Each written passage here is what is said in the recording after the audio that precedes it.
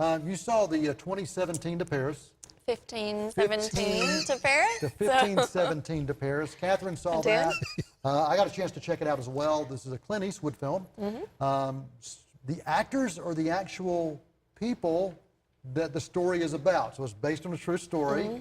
So give me this storyline, and we'll talk a little bit about our thoughts on the 15-17 to Paris. That's right. That's right. You got Good it right job. that time. Really proud I of had you. to check. Congratulations. Thank you. Well, this film is about 3 friends who have been friends since childhood, and they're now in their early 20s, and they're going through Europe on a backpacking trip.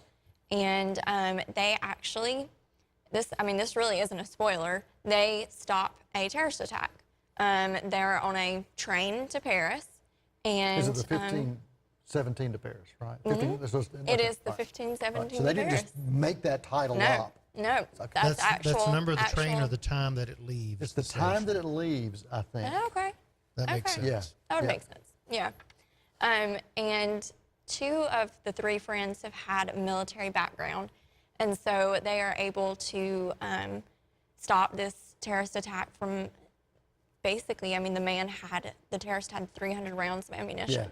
So they were able to foil this man's plan, and they're just kind of 3 regular American guys, and along with 2 other people, they stopped this attack. And the whole, I think, story question is, can normal people really do extraordinary things? Okay. So, Okay. This is a movie, Clint Eastwood to direct this, and he decided he was going to go with, instead of having big name actors to portray these real life people, he decided, hey, I'm going to get the actual guys, the actual heroes to portray themselves. The movie itself follows kind of their life. So you see them as kids, you see their friendships develop when they're kids. Now those are real actors. And even there are a couple of names that show up in this, a couple of names that play the moms. And so there are some people you recognize in that early part. So you really get a sense that these guys have been lifelong friends, even through moving to different states. They've maintained contact, which is really a crazy thing, because you don't see that happening a lot anymore. That people really stay, not just Facebook friends, but they actually do things together. So they're taking this tour, and then they kind of foil the terrorist. So give me your thoughts on what you liked, what you didn't like. How did you feel about the real actors playing themselves? I actually really liked that. I mean, you could obviously tell that they had not had professional acting training. But I watched an interview with Clint Eastwood, and he said that's what he wanted. He wanted them, he didn't want them to learn how to play themselves. He wanted them to be just natural and play themselves. So I felt there was a lot of chemistry there. You could just tell that they were good friends. Right. They were kind of bouncing off each other and playing jokes on each other and things like that.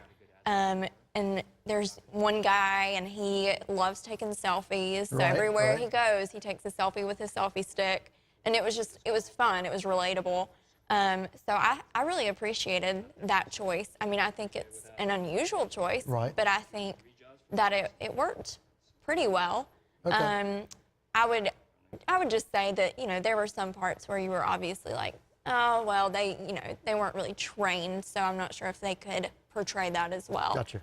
I thought the cinematography was really great. The opening scene is of the terrorist walking into the train station, and you do not see his face at all. It shoots his shoes, the back of his head, his shoulders, but it never shows his face. And so that was just a really interesting way to start. I thought the music was really good. It was just kind of a simple piano, but it really played well into that. I would say just a couple of the things that I didn't like were some of the deliveries, even of the professional actors, seemed a little bit, I guess, forced, not as genuine, not as sincere with what they were trying to get across, because it had a religious aspect to it as well. And if you're not careful with that, sometimes that can come across as forced or just not sincere. And so I think those were my main issues with. I saw this movie as well, and while you were drawn into the kind of the guys playing themselves, it took me out of it a bit. As I watched the film, it was obvious they weren't actors, and I didn't feel that genuineness that you felt. And I will agree with you that even the professional actors, some of the lines they were trying to deliver felt a little forced, didn't feel organic. Right. And there was definitely a faith base to this film, a faith-based element. As I was watching it, I was thinking, this reminds me of a lot of those films that we've seen come out in the past few years that are these faith-based films, like War Room and Fireproof and Courageous. It had that feel, even in the way it was shot, and the way it was put together, the way it was edited. I will agree also that there was some great shot selection, but I really got taken out of the film in this kind of middle 20 minutes. There was a segment where they're touring Europe. And so you're seeing them going to Italy, they're going to Amsterdam, they're going all over these different places, Berlin, and it was literally 20 minutes of them kind of traveling around. Filler? Yeah, because the movie itself was not that long. Yeah. And so I think in order to make this movie a feature-length film, they tried to find ways to do that. I can see where, if it weren't put together properly, I don't think I would have liked it as much, but I actually enjoyed it. It made me want to get out and travel. It was just kind of... It was a travelogue kind of It was piece. fun and relatable, and normally if there's, a 20-minute stretch with, the same thing, I would be taken out of it. But for me, this worked. Well, and for you love traveling, and you want to travel the world, so this gave you other places to put on your list. Yes. Now, your mom also was a fan of this movie. She was. Did she give you kind of a rating what she felt this movie deserved? No, but she seemed to really enjoy it. She felt like there were some plot holes maybe, but overall she really enjoyed and it. what rating are you giving this? I'm going to give it a B. Okay, a B for Kathryn for the movie The 1517 to Paris. I had to look over my shoulder to make sure I said it right. I'm giving it a C. I will say that the climax of the film, the takedown of the terrorist, was just brilliantly shot and edited and intense, and that scene for itself was worth watching the movie. There was also, if you get a chance to check it out, there is an Easter egg. Clint Eastwood did direct this, and there's a scene where one of the characters is at a community college taking a statistics class, and he's wearing a shirt that has a silhouette of the outlaw Josie Wells on it. So a pretty cool little Easter egg for those that want to check this out.